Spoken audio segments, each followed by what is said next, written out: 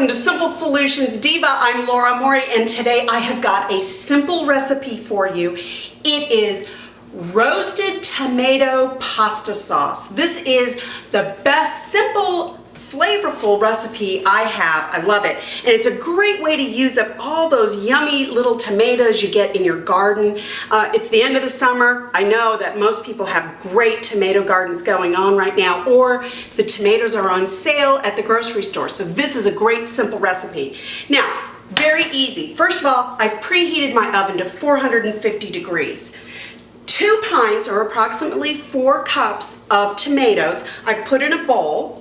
I'm also adding to that 4 big cloves of garlic. Gotta love it. They're going right in there.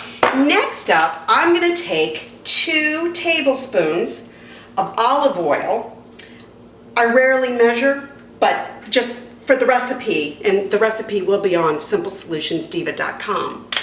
I'm giving you approximate measurements. So you want to toss the tomatoes in the olive oil so that they are nice and covered, and the garlic is in there nice and covered. Next, you're going to put it out on a foil-covered pan, cooking sheet. I like to use like a jelly roll pan because it's got a little edge to it. That way the things will not pop off. Let me get the rest of that olive oil on there. Now, I'm going to put this in a preheated oven for 450 degrees. I'm going to pop it in on the center rack, and that's going to stay in there approximately 20 to 30 minutes, depending on how well the tomatoes get kind of roasted and a little charred on the edges. So that is the first part. That's going to sit there. Now, next up, while you're waiting for those to cook, I chopped up a whole sweet onion, a Vidalia onion. I love them. I'm going to put that into the other 2 tablespoons of olive oil that's been heating up in the pan. So I am going to cook down these wonderful chopped up chunks of onion, and I made it a rough cut because I do like having kind of nice translucent pieces of onion to nibble on while I'm eating my pasta. Anyway, I'm going to cook that down till it's translucent. I'll catch you on the other side after this is done cooking. Okay, we've got our tomatoes and our roasted garlic out of the oven, and I just wanted to show you this. This is what I meant by charring. That means they're really roasted really well, and guess what? Our garlic is nice and soft. That is so cool. What happens when you roast garlic, it really mellows out that flavor. It adds a whole new dimension. It's kind of a rich flavor to it. So, here's what I'm gonna do. I'm gonna take this, I'm gonna put it in my blender, and I'm just going to pulse it really quick just to kind of break the tomatoes up a little bit. But you can completely skip this portion, and you can just put the tomatoes directly into your, lost them. Anyway, you can put them directly into your pan, cook them up. You just might want to chop up the roasted garlic a little bit. So if you like your big chunks of tomato, you can do it that way. But I like it a little pulsed. So here's what I'm going to do.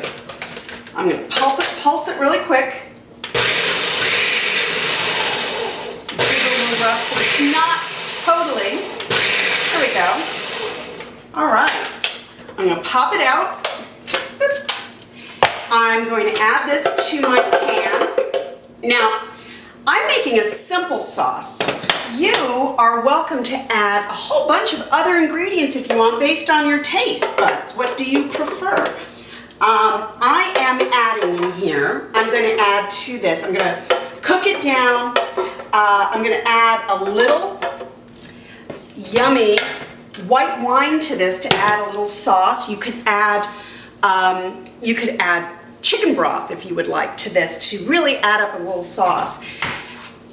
I'm going to add fresh basil. Once this is cooked down a little bit with the white wine, I'm going to add some fresh basil. I have about 2 tablespoons here, but be creative, what you like. So you could you could add some basil. You could also add some spinach. That would be lovely. You could add, to flavor this, I'm just going to put in the basil, salt, and pepper.